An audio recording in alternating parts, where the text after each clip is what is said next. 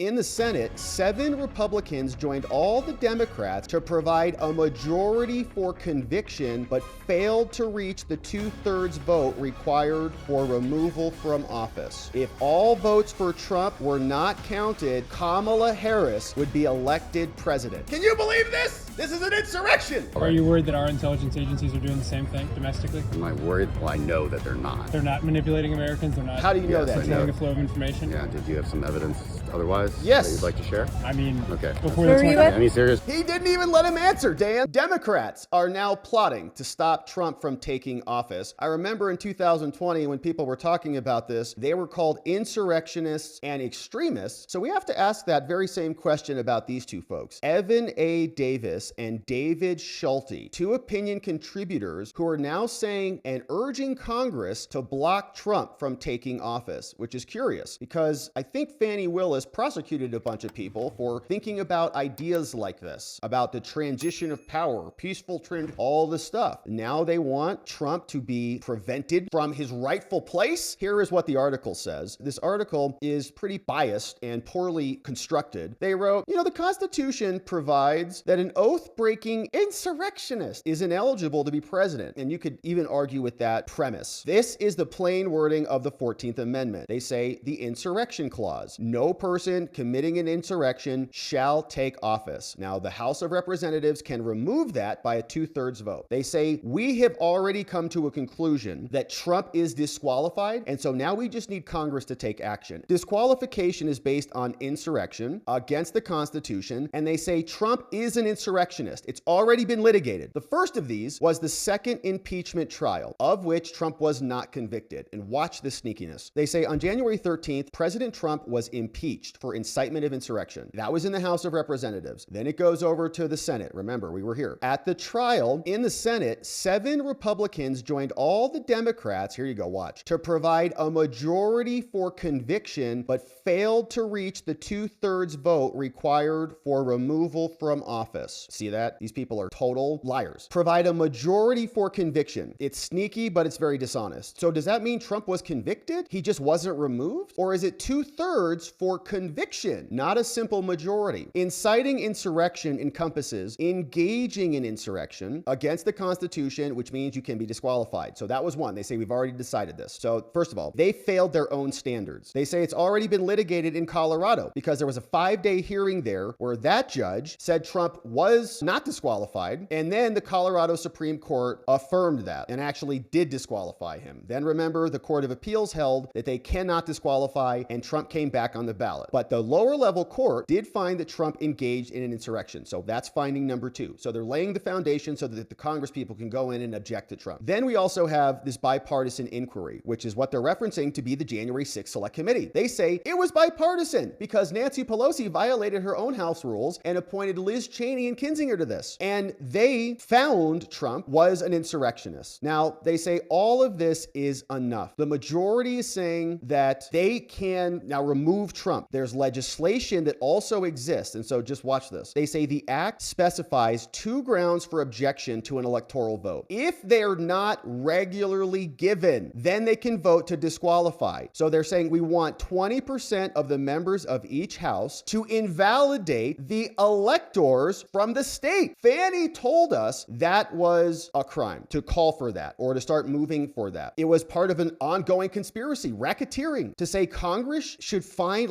alternate electors. If the objection is sustained by a majority vote, the vote is not counted and the number of votes is reduced. So they disqualify legitimate electors sent in from the states. If all votes for Trump were not counted, Kamala Harris would be elected president. Can you believe this? This is an insurrection. They want to disqualify votes from the states. We were asking for them to just investigate the election and to just, maybe take alternate slates. They want to just disqualify them. This is insurrection. The unlikelihood of Republicans doing anything that might elect Harris is obvious, but Democrats need to take a stand against the Electoral College and make sure Trump is disqualified. They all have taken an oath. So they want them to do, I think, even more than what some Trump people were arguing in 2020. So that's just one area. Now, I wanted to show you the actual law. So this one paragraph where they say, look, there was a majority for conviction. Okay, see that? A majority for conviction. That's curious. Here's what the Constitution says. The House of Representatives shall choose their speaker and other officers and have the sole power of impeachment. So the impeachment happens in the House, the trial in the Senate. Article 1, Section 3. The Senate shall have the sole power to try all impeachments. They originate in the House, go to the Senate. When sitting for that purpose, they shall be on oath or affirmation. Now, when the President of the United States is tried, Supreme Court Chief Justice presides, and no person shall be convicted, see that, without concurrence of 2/3 of the members present. Judgment in cases of impeachment shall not extend further than to removal and disqualification to hold and enjoy, but the party convicted shall nevertheless be liable and subject to the indictment, trial, judgment, and punishment according to the law. So convicted, this is what we spent a lot of time talking about. Okay, Trump should not have been prosecuted for any of the crimes unless he was ultimately convicted and removed. And so 2/3 of the members present, I guess, would be the people who are in the body. Removal's 2/3. They're saying that there was a majority for conviction. My argument would be he was not convicted and he was not removed from office. That is not an adjudicated case, okay? Just like the other cases where they say there was finality, like in the Mercan case, this has not been concluded. So in addition to this impeachment, they also fail in Colorado. They fail for January 6th, and he was not impeached and removed from office and not convicted. So they can try all of this they want, but all of this is just arguing for another insurrection. They want to try to remove him at all costs. And they're trying other things as well. Remember, we've got the FBI and our intelligence agencies we've got a lot of questions about. This guy is called Dan Crenshaw. He showed up outside the Congress and he was asked about TikTok and social media censorship. And we remember in 2020 when they were trying to impeach him and remove him from office, and when they were trying to stop him from running again, the intelligence agencies also wrote that 51 laptop letter where they all said that Trump was under the influence of Russian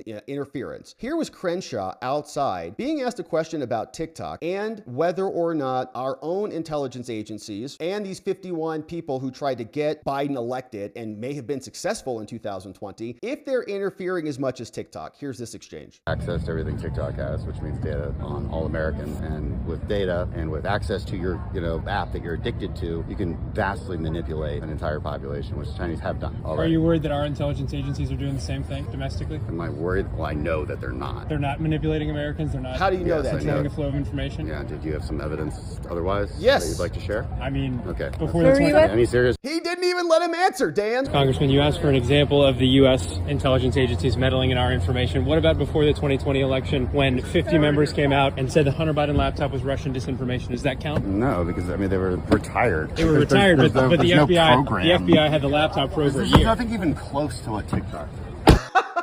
It's nothing even close to what TikTok is doing. Yeah, TikTok didn't steal an election. The CIA did, Dan. All right, so Dan is an intelligence operative, basically. And we got a lot of questions about everything they're trying to do to stop Trump, including setting up January 6th that led to the impeachment, that led to 51 laptop letter. We've also got questions about the Trump assassin, would-be assassin, called Ryan Ruth. Now, he has had a victory in his prosecution. Judge Cannon found partially in favor of Ryan Ruth. We remember Judge Cannon from the Florida classified documents case, where she threw out Jack Smith's case, called him not a real boy because he was never lawfully appointed or confirmed by the Senate, and so he had no prosecutorial powers. Threw his booty out. Now she's finding a little in favor of Ryan Ruth. Here's an update on the Trump assassin case. We're granting in part Ryan Ruth's motion to postpone the trial date, meaning it's going to be continued down the road, and they're going to establish some more pre-trial deadlines. Here's the update. They say trials currently scheduled to begin in February, and now the defense wants some additional time because they say they've got an extraordinary volume of discovery. They say we need additional time. The United States government filed a motion to oppose. They say no. They say we want a quick trial because there are victims like Trump, and we want to curtail the ongoing attempts to taint the jury pool from the defense again, whatever that means. And they seek firm deadlines, including mental health disclosures. Now, the court heard argument, and here's what she says. Being fully advised, Ryan Ruth's motion confession, the Trump would-be assassin, is granted, in part. The trial is set to begin during the 2-week period commencing on September 8th, 2025. So we got some time on this. The court finds that the interest of justice are served here. Here's why. They say, we know that Ryan Ruth was indicted by a grand jury, 5 different charges: attempted assassination of Trump, firearms possession, felon in possession of a firearm. The guy has like dozens of criminal convictions, possession of a firearm with an obliterated serial number. He's got 2 public defenders. Now, trial was initially scheduled for November, but there has been a voluminous dump of discovery. Since the return of the indictment and following an entry of a protective order that says that Ruth can access this material, the United States has filed 5 responses. They've also met with an initial expert outlining its desire to give more discovery more quickly, and the U.S. is making demands for reciprocal discovery, so the defense will give them discovery. And they're talking about stipulations. They're scheduling a scene inspection with defense counsel to go visit the golf course. As of the status conference, we haven't detailed the timeline for this. So the judge says, okay, so here we are. All that being said, it looks like we've got all of the outstanding discovery that has been transferred: body-worn cameras, recent interviews, jail communications, Ryan Ruth and whomever. Defendant has not filed any notice of defenses or any expert disclosures, but they indicate that Ruth is going through mental health evaluations. They're ongoing to assess a potential insanity defense or a competency evaluation. Interesting. Upon review of the record and following the status conference that has been held, the court determines a continuance is warranted. There is substantial discovery in this case. However, several factors inform the conclusion of this. First, notwithstanding the defense's hint to the contrary, the United States has complied with its discovery. There's no unreasonable delays here. Now, although discovery is substantial, due largely to the number of electronic devices that were seized, many from Ruth himself, the schedule afforded below gives you plenty of time to review all of this, including the stuff that's outside of this jurisdiction. And third, although Ruth needs adequate time to evaluate and prepare pretrial motions, nothing in the present record leads the court to believe that any motions will involve any unusual complexity. But this additional time will give us time to prepare and resolve for these things. Fourth, Ruth is under pretrial detention in Miami rather than in West Palm Beach. He's not impeded from consulting with his counsel. There's no basis to believe that he's hampered while there. And finally, the defense counsel represents a need to complete ongoing mental health screening. The process must be completed without delay to facilitate a speedy trial. And so for these reasons, and erring on the side of additional time, they will push this out. The parties are reminded to comply with the rules otherwise. And so here's the schedule. Any notice of an insanity defense or notice of expert evidence of mental condition or mental competency motions, anything related to his mental health, due by February 3rd. Then supplement expert disclosures, also due by the government on the 3rd. More dates in February. Discovery status reports through March. April, we got all final pretrial motions due. Witness list due in July. Pretrial conference scheduled for August 8th. Trial scheduled for September 8th. So going to be a busy next year for Ryan Ruth, but now he's going through mental competency evaluations. So that is appropriate for him based on what we've seen. We've seen videos of him. He's got a long criminal record, traveled, I think, back and forth to Ukraine, but there's some interesting things happening with him. And we noticed as we were covering this story that he came in, Border Patrol flagged him, sent it over to Homeland. Homeland said, not our problem, let him on through. Then he ends up shooting at President Trump. Curious situation. We'll keep our eye on it.